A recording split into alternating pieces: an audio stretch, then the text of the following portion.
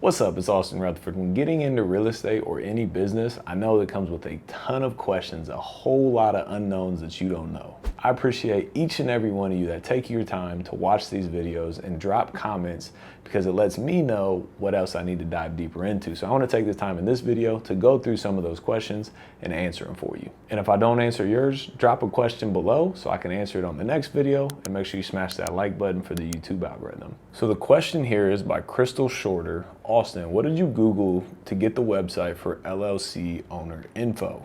I got you. I'm going to show you exactly how to do this. We're going to jump to my screen right here so I can walk you through it. So first things first, you have to type in state of blank, whatever state you are, state of Ohio, LLC name search. So that's where you go, and this is for Ohio. I think every state has a Secretary of State. I don't know how much they disclose, but I know Ohio works, which means other places probably work as well. So you want to do in a business search and business name search, and then you put in whatever entity it is right here. So let's say like Ohio Houses LLC. So you look here, cash for it, there's a whole bunch of these. So you got to make sure it's the one that you're looking for. But if you look at this and click show details right here, it tells you who the incorporator was. So for this looks like an attorney did it. But a lot of times the individual, if it's an attorney, unfortunately, there's really nothing you can do. But a lot of times it's the people's names who created the LLC. So you can take their name right here and it has their address. You can send a mail, or you can take their name and skip trace it to then get their phone number to call them and ask them if they have any interest in selling their property.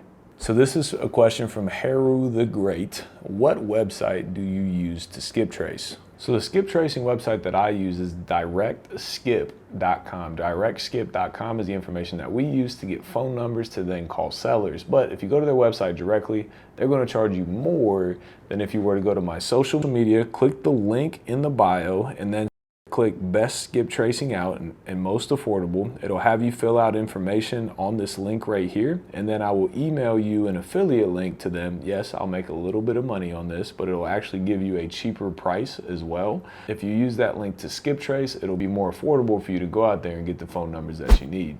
So the next question that we have is from Glenn White. How do you cover the cost of inspectors and earnest money, because that adds up and you can't be dropping $500 to $1,000 before you have a buyer and throw that money away every single time?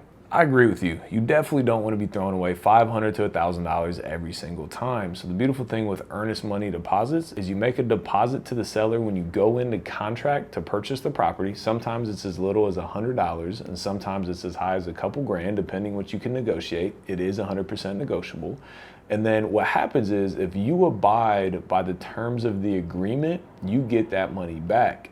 If you do not abide by the terms of the agreement, you do not get that money back. So what that means is if you have a 10-day inspection period in there and you call the seller back in 9 days and say, hey, unfortunately, we have to back out of this contract due to the inspection contingency, you're entitled to getting that money back. Now, if you call on the 11th day, so you're in breach of contract at that point, then you don't get your money back. So if you abide by the terms of the agreement, you do have rights to get that earnest money deposit back. And as far as the inspectors, yes, you do have to get the property inspected, or you could go inspect it yourself, and you don't need like a $500 full-blown inspection. That's not what you need.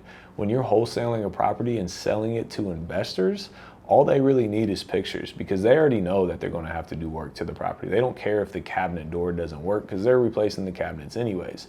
So it's a very basic inspection. You can sometimes pay $50 or $100 to get these done, or again, you can go do it yourself.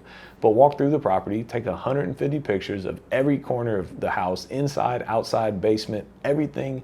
Get as many pictures as possible, and then that's your inspection that then you can use to go out and sell your contract and wholesale the property. The next question we have is from Alan Zhu. What happens when you have used all 10 loans?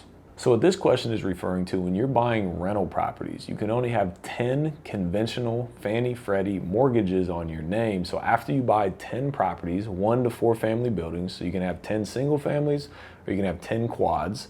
Once you have 10 mortgages, they won't give you any more mortgages. So what do? You just stop buying houses? How do people own thousands of units if that's the case? The workaround here is it's called portfolio loans. So instead of going to like the Chases and the Wells Fargo and things like that, go to small local community banks and ask them what portfolio loans that they offer.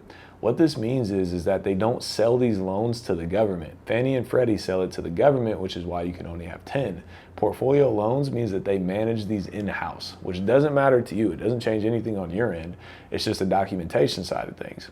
So the terms sometimes are not as good. Instead of a 30-year amortization, you'll get a 20 or a 25-year. Instead of a 3% interest rate, you might get a 4 or a 5% interest rate.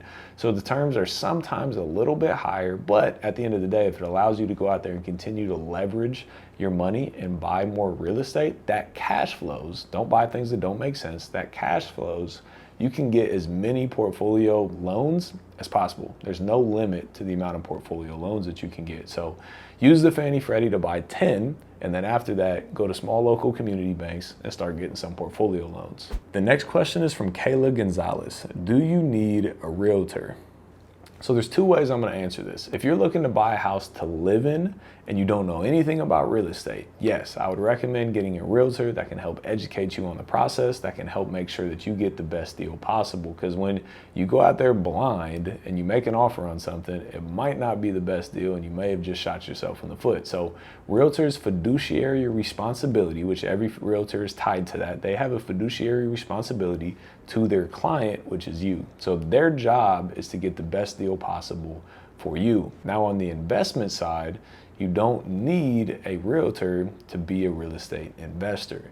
So if you're buying properties from the MLS, you can use your own realtor if you would like, but 98% of the properties I've ever bought have been off market. So we market to sellers directly. We spend money on marketing to find sellers before it gets to the MLS and before realtors are involved, and we can buy direct to seller. Me is buying from the seller. There's no middleman, there's no realtor, there's nothing in between. Again, you can have people, you can have a realtor help you, but you do not need to on the investment side. So like I said, getting into real estate, there's tons and tons of questions that you can ask. So if I didn't answer your question, drop it below so I can get to it on the next video. But remember, it's all about implementation. This business is about speed of implementation. You don't need to know 1,000 questions. You don't need to know what happens when you get 10 mortgages. What do you do from there when you don't have any mortgages yet?